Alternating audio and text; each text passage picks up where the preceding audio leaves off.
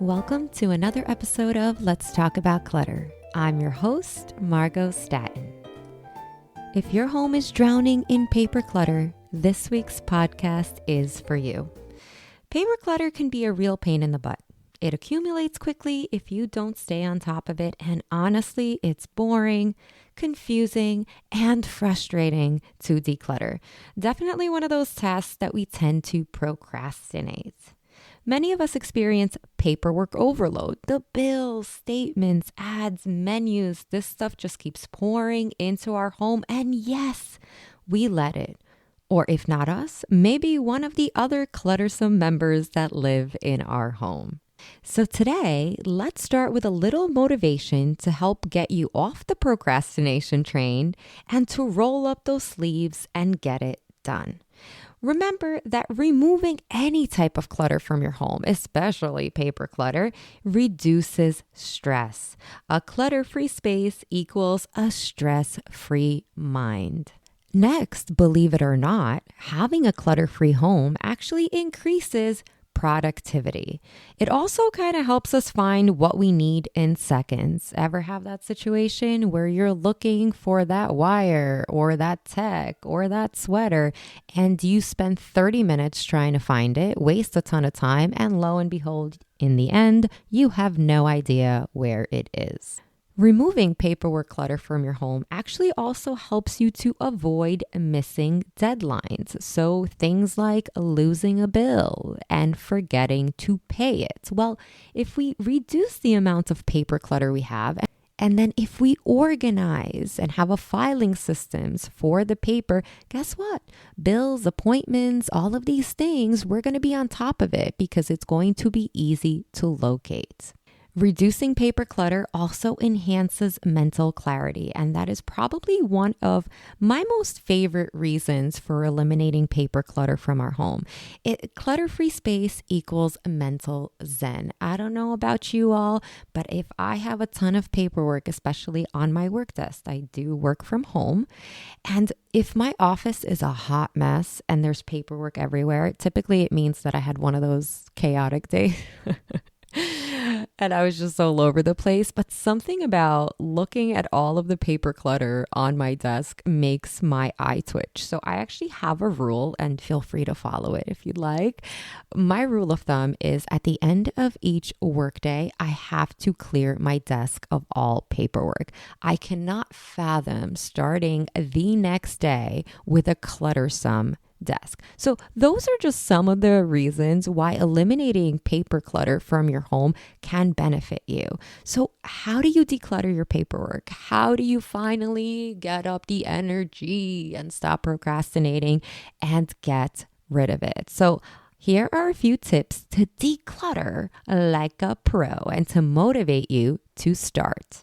Number one, before we begin any decluttering project in our home, you want to gather supplies. So grab some trash bags or bins, folders, file boxes, labels if you need them, and of course, very important, a shredder and a recycling bin. If you do not have a shredder, then my hope is that you can pile it up into a box and then locate a shredding service in your community. I know where I live in New York, once or twice a year, we have free access to huge shredders. So we do take advantage of that.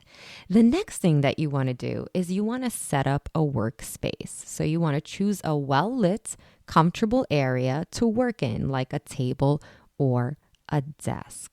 We have actually been decluttering paperwork as a theme in my Facebook group. If you haven't joined it already, it's called Declutter Your Life. It is completely free, and we offer a lot of support and motivation, and we actually have weekly themes. So the theme for this week was actually decluttering paperwork clutter.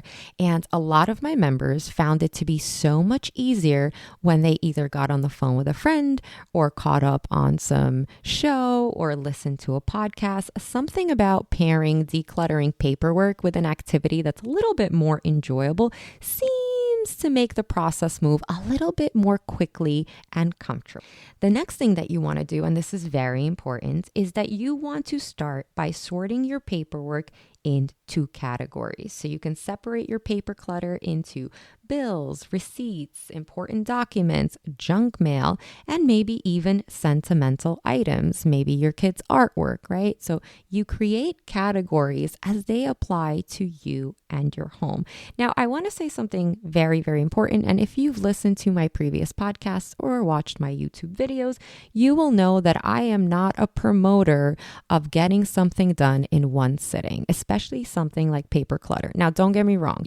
Decluttering a drawer, a shelf, that's definitely the way to go. But when I say don't declutter an entire area in a sitting, I mean like if you have 5 dresser drawers of paperwork clutter, you're going to drown if you sit there for like 12 hours and declutter your paperwork. So just be very, very mindful of how much time you can dedicate to decluttering in one sitting. And again, with paper clutter, it tends to be very heavy on the eyes, and it also tends to be a little bit overwhelming. You're also probably sitting in the same position for a long time, so I don't recommend that either. So you'll tire out quickly. So again, you can move forward and separate into categories, but I highly recommend that you tackle one small category or half a category at a time.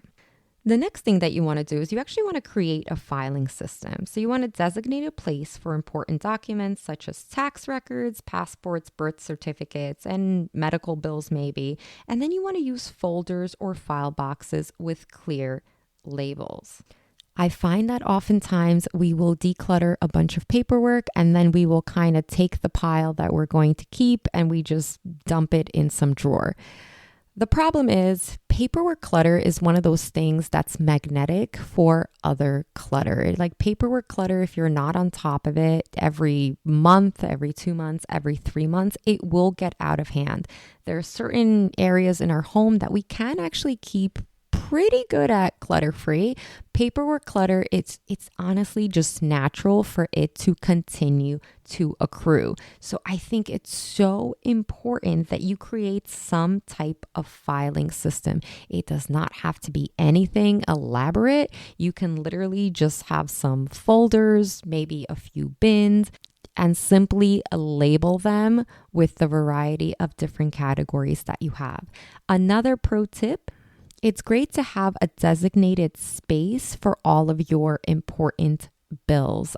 We pick up mail every single day, and oftentimes that mail ends up on our kitchen tables, on our dining room tables, on our coffee table, wherever we can place it. And the reason that that is happening is because we don't have a designated spot for it. So important mail and things like that should have a designated bin. You can have like a little wall mount caddy or a simple tray. Try to have an area in your home that's designated for bills and important documents so you never miss a deadline. Next, when it comes to reducing the amount of paper clutter that you have in your home, moving forward, that is, it really helps to scan and digitize. So consider scanning important documents to reduce physical clutter, make digital backups, and organize them into folders on your computer. Long time ago, we had to hold on to the manuals and the papers and the important documents. These days, things are readily available on YouTube, online. It's really funny because at one point I remember decluttering a bunch of manuals for like appliances and stuff around the house. And I'm just like, oh my God, it's so fantastic that I no longer even have to read this. I can just go on YouTube and watch a tutorial, which is so much easier for me to then be able to learn how to use an appliance or even build something. The point is that we've gotten into a habit of holding on to certain things, and there's just no longer a need for this. I think the same applies for like menus. I don't know if this happens where you live, but I still get like menus slipped under my door. And I'm like, that's fine and dandy, but I could just find all of this on Uber Eats. So whenever you receive, right, this is, I guess, more talking about maintenance. So whenever you receive a menu or something, or you're even picking up mail, and you're like, I have absolutely no use for this. Instead of just dumping it into a pile, trash and recycle what you don't need right away. Next, when it comes to decluttering your paper clutter, It's best practice to tackle sentimental items last. So, emotional attachment can really slow you down, and saving sentimental items for last, it will help to continue with your momentum. And going back to creating categories, when you're decluttering your paperwork, you can actually create a pile for sentimental items and really just kind of don't go there, right? I really want to encourage you to get through the various other categories before you tackle sentimental stuff. In sentimental stuff, we tend to get lost. We start thinking of memories where I'm not saying we're necessarily wasting time, but it's going to kind of slow down the flow of decluttering. This is why I highly encourage you to kind of separate everything out into categories and then start going through one category at a time. You can even begin with like a junk mail because that tends to be much easier to go through and quicker, and you'll actually feel accomplished as you watch your paper clutter diminish. And probably the two most important tips when it comes to decluttering papers. Number one would be to set a timer. When we are decluttering paperwork, it can often feel like there's no end in sight. I have been there. And it just keeps going and going and going. The papers tend to be very thin. So even if you're sitting there for like 3 hours and you look at the pile, you're like, I don't feel like I've made any impact. And it can feel so discouraging. So I highly recommend that you set a timer. If you have 15 minutes to give, 30 minutes to give, an hour, it's really about what you can tolerate and what time you have available. But there's something incredibly rewarding where you like start to declutter paperwork and you're like, that alarm's going to go off at some point and you can stop. I had a member in my Facebook group. She set an alarm for 15 minutes and then she reported that she was having such a great time that she ended up decluttering her paperwork for almost an hour. So there's something about our mindset that when we do know, right, we set a timer and we know that there's an end in sight eventually, that we actually are much more productive. And again, it's not as tedious. So depending on how much paperwork you have will dictate how much time it'll take you to unburden yourself from all of the paperwork. So I can share that, my daughter's in school, so she brings home a ton of paperwork, especially during the school year. So we actually declutter her paperwork once a month. I have a designated bin where all of her paperwork goes. We get rid of things that she does not need right away. That's kind of become a habit for her, right? She takes the initiative to toss her stuff. But, there's always going to be a normal amount of paperwork clutter, especially with kids. So we do tackle the bin. We do it together and we do it once a month. And oftentimes, it's really the indicator is once the bin gets full. So if it happens to get full sooner, then we do it more frequently. But I think that that's a really great tip, is to maybe just have a bin or something as a designated space for where the paperwork goes, and then build that habit of decluttering it on some type of frequency schedule, which leads me to my final point, and that is maintenance. If your home is currently, oh my goodness, you have a lot of paperwork clutter. It's a lot. It's going to naturally take you some time in order to go through all of the paperwork, because again, we also have to be very conscious that we don't throw something out that's important. So it might take you 3 months. It might take you 6 months. Maybe it takes you a year. But once you declutter, our goal always is to never allow the clutter to build up to that point. And the best way to do that, even before you finish decluttering paperwork, is maintaining it regularly. So you want to establish a routine that works for you and your household for handling incoming paper, such as daily mail sorting habits. I like to actually open all of my mail on top of a trash can. And this way I can quickly get rid of what I don't need. It has worked for me. Feel free to share what has worked for you.